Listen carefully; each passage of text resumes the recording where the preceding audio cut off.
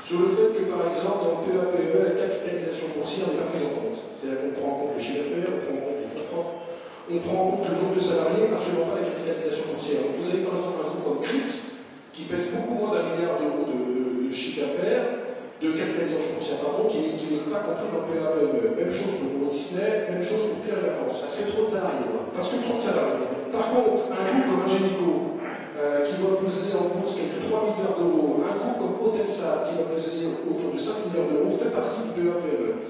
Moi, ce que je pensais, que c'était quand même un indice qui était fait, plutôt c'est un compartiment qui a été fait pour les investisseurs. Je ne suis pas sûr que la création du PEA-PME, avec beaucoup d'investisseurs sur Ingenico, sur Unicointro, qui sont des dossiers de toute façon suivis par beaucoup de gérants européens, par beaucoup de gérants américains. Et avec le communiqué de Pierre Moscovici hier soir, vous y voyez plus clair, ou pas forcément. En gros, il dit, vous les entreprises, les sociétés, dites si vous êtes non éligible au PEA-PME. Écoutez, c'est un peu un bac à la parenthèse, comme disait Jacques Chirac à l'époque, sur la table de l'Élysée, c'est-à-dire que c'est maintenant aux sociétés de définir si elles sont éligibles ou pas. C'est mon grand-père. C'est même pas le ministre des Finances et Bercy qui dit non, ces sociétés sont éligibles. On vient d'apprendre que les sociétés qui sont détenues par un holding ne sont plus éligibles au PEA-PME. Donc on a créé un indice avec 40 valeurs, et puis on apprend par exemple qu'une dizaine de valeurs vont quitter cet indice le 1er avril. On va voir sortir quoi? On va sortir, alors je vais pas vous faire un inventaire à la première, ça c'est trop long. 3, c'est Hotelsat, April Group, Rémi Cointreau ou encore M6 vont sortir du PEA-PME, tout simplement parce qu'on s'est rendu compte, 2 mois après la création, finalement qu'il y avait des valeurs qui n'avaient rien à faire. Parce qu'elles sont filiales de... Parce qu'elles sont filiales. Par exemple, Rémi Cointreau est détenu dans un holding qui a 40 filiales. Donc on prend plus Rémi Cointreau, on prend le holding. Et donc le holding, évidemment, qui pèse beaucoup plus qu'un milliard de chiffre d'affaires, évidemment, qui pèse beaucoup plus que 2 milliards d'actifs en termes de fonds propres. Votre message au final, c'est quoi, Yannick? Alors, c'est très mal, mais ça a été fait. Mon message, c'est que ça a été très mal monté. Cet indice PEA-PME, il y a quand même 22% des sociétés qui sont des biotech. Alors vous allez essayer ce que vous voulez, mais le tissu des PME français, c'est absolument pas 22% de biotech. Il n'y a pas du tout 22%, donc c'était mal monté. Et c'est un indice qui est un petit peu. Il y a beaucoup de bruit en ce moment. Moi je trouve que pourtant c'est quand même un parti, je devrais vendre mes newsletters mensuels. Je trouve qu'il y a une petite bulle quand même qui est en train de se créer, notamment sur les biotech et sur certaines small caps où on a l'impression que ça a du mal à progresser. Je vais vous donner un dernier exemple, et après je vais laisser la parole à Emmanuel qui piaffe d'impatience. Il y a par exemple Orphelinat.com qui est un portail internet qui est une vraie success story. Ils ont sorti leurs résultats annuels récemment, ils ont sorti 33% de marge opérationnelle, 22% de marge nette, donc c'est ultra rentable, une position de trésorerie de 50 millions d'euros, donc c'est très rentable.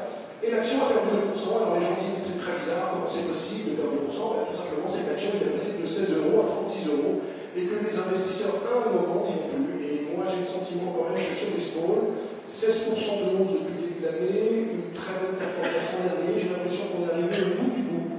Alors il y aura peut-être quelques OPA, juste pour finir, il y a quand même eu 3 OPA ces derniers jours, le Jacquard sur Bourbon dans les services maritimes avec une coût de 20%, Boursorama qui va sans doute quitter la cote absorbée par la Société Générale avec une prix de 24%, et Syscran qui est un petit éditeur de logiciels qui a été avalé par Max West il y a 2 jours avec une prix de 20%. Donc ce que je veux dire par là, c'est qu'il y aura encore des opérations financières, le monde des small caps est absolument pas mort, je dis simplement biotech, prix Carrefour.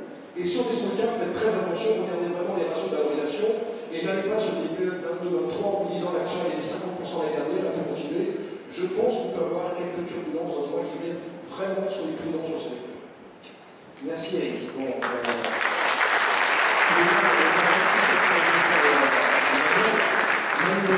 l'Observatoire BFM Business, que dit l'Observatoire sur la France, sur l'Europe, sur le monde? Est-ce que les marchés vont trop vite par rapport à l'économie réelle?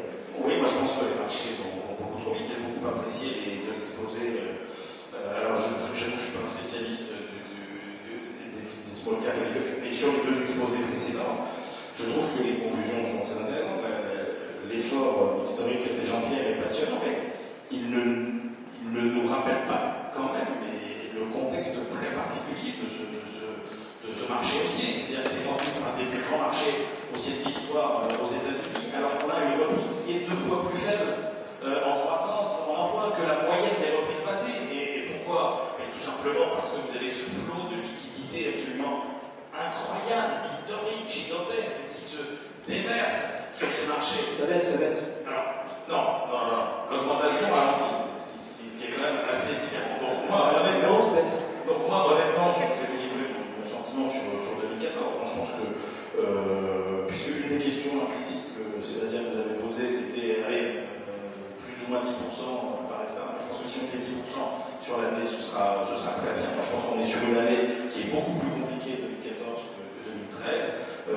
parce que, comme l'a dit Jean-Pierre, on est sur des niveaux de valorisation, il y a eu un rattrapage qui font que si la croissance ne prend pas le relais avec les bénéfices qui vont avec, eh bien, ça paraîtra difficile d'avoir un vrai moteur à ces marchés. Et moi, je pense que le risque que la reprise des swaps est très élevé. Et je pense même que ce qu'on dit sur les politiques monétaires, notamment aux États-Unis, qui vont devenir à nouveau plus restrictives, etc., je pense qu'on se précipite, que la reprise est beaucoup plus fragile qu'on le croit et que le resserrement monétaire, si on peut employer ce mot, parce que vous voyez, voilà, en gros, il y avait vodka et cocaïne, open bar, etc. On va limiter un peu les doses de vodka. C'est vrai que les taux sont à zéro depuis 2008 aux États-Unis et que la Fed a relancé et sans la peine de l'État. Moi, je pense que le risque que la reprise des swaps ne doit pas être sous-estimé, et ça, c'est vrai à peu près partout. L'instabilité des pays émergents et ces problèmes quand même assez importants qu'il ne faut pas sous-estimer de comptes extérieurs sont quand même assez importants. On a quand même le grand retour du risque géopolitique en 2014, parce qu'on parle de la Russie, de l'Ukraine, de la Crimée, mais vous avez aussi la Thaïlande, vous avez aussi le Venezuela, vous avez d'autres pays qui sont comme ça un peu compliqués aussi. Qu'est-ce qui va se passer au Japon, par exemple, avec la hausse de la TVA? Est-ce que ça va casser la reprise? Et puis, on a encore un niveau d'endettement qui est excessivement élevé dans beaucoup de pays, et notamment dans la zone euro, où le taux d'endettement public continue à augmenter. Et puis enfin, il y a cette affaire de l'euro, on ne le voit pas, mais on s'interroge comment ça se fait qu'il est. Et c'est vrai qu'il y a des facteurs qui pourraient militer pour un affaiblissement de l'euro. Quand même, quand on regarde le différentiel de croissance entre les États-Unis et l'Europe, l'euro, le dollar devrait monter. Mais quand vous regardez, par exemple, je veux dire, une des raisons pour lesquelles l'euro est si fort, c'est d'abord que vous avez des flux qui viennent massivement sur l'euro. Pendant des années, on avait Dieu que pour les États-Unis et les émergents, et maintenant, finalement, l'Europe, dont on considère que comme elle a survécu, elle est peut-être plus forte, finalement, plus solide. Vraiment, c'est 37 milliards d'euros par mois, quand même, en Europe. Et puis, vous savez, c'est pas commerciaux absolument gigantesque. Avant 2008, qu'est-ce qu'on avait la configuration rapidement du commerce mondial, c'était quoi? C'était un énorme déficit américain face à un gigantesque excédent chinois. Et puis le reste, bon voilà, à peu près.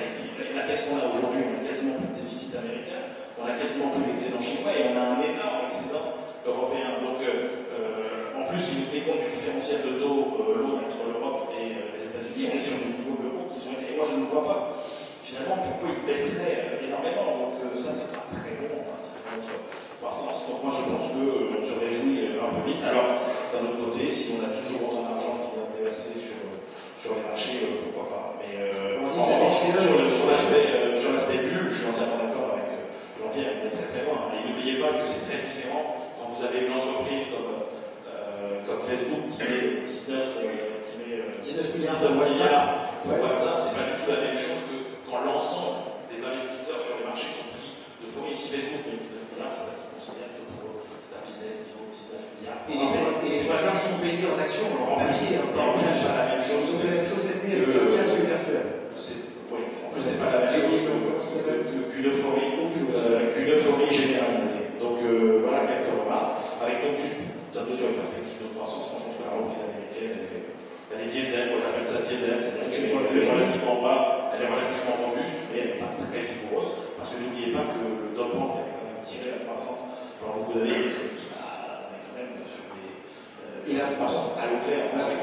Et moi je ne partage pas du tout l'optimisme sur la France. Il y a eu une vraie fenêtre d'amélioration. On peut parler de réchauffement du climat d'affaires. Nous, on le voit avec nos indicateurs qui utilisent beaucoup les réseaux sociaux, qui ont très très bien marché. Ecorama, ça. En 2013, ouais, le social Ecorama. Clairement, novembre, décembre, janvier jusqu'à mi-février, on était sur des tendances assez favorables. Et très clairement, depuis la mi-février, on est sur une rechute à la fois du côté des entreprises, à la fois du côté des ménages. Et donc, moi, je ne crois pas. Pour moi, il n'y a aucune rupture de tendance par rapport à cette stagnation qu'on voit depuis plusieurs trimestres. Le chômage ce soir, c'était pas terrible. Même si je sais que c'est un indicateur du passé. Oui, le chômage, tout était horrible dans ces chiffres du chômage. Ouais. Et de toute façon, effectivement, on sait bien que d'abord, en soit le moment, en général, où vous avez le début de la reprise et la vraie baisse du chômage, en général, à peu près 6 mois. Donc, ça veut dire qu'au mieux, chômage cet été, mais à condition qu'on puisse se matérialiser, ce qui, encore une fois, est loin d'être acquis. Merci Daniel, vous avez été très complet dans tous les cas.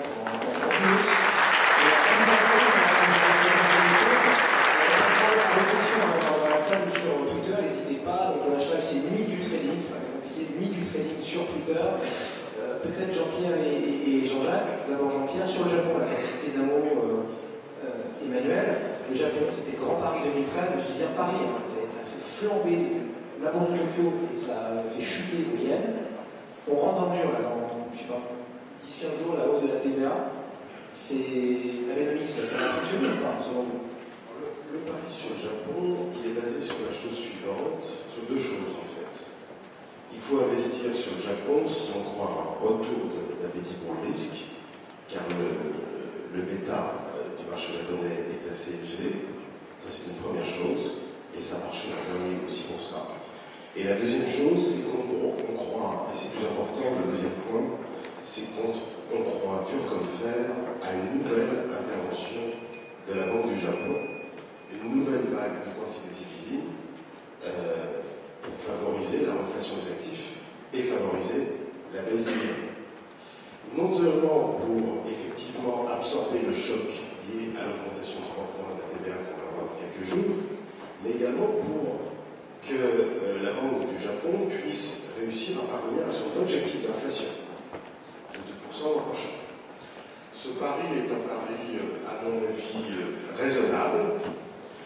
Et donc, de toute façon, il est basé sur une hypothèse de baisse du yen. La baisse du yen, c'est le facteur clé de la remontée des BPA l'an dernier. Bénéfices par action. Ils vont arriver à 2% d'inflation quand la BCE n'y arrive pas. C'est vrai qu'ils sont sortis la contre-tirée. On est tous pays riches en pression déflationniste, qu'on le veuille ou non. Et certains pays émergents aussi, au premier. Pardon?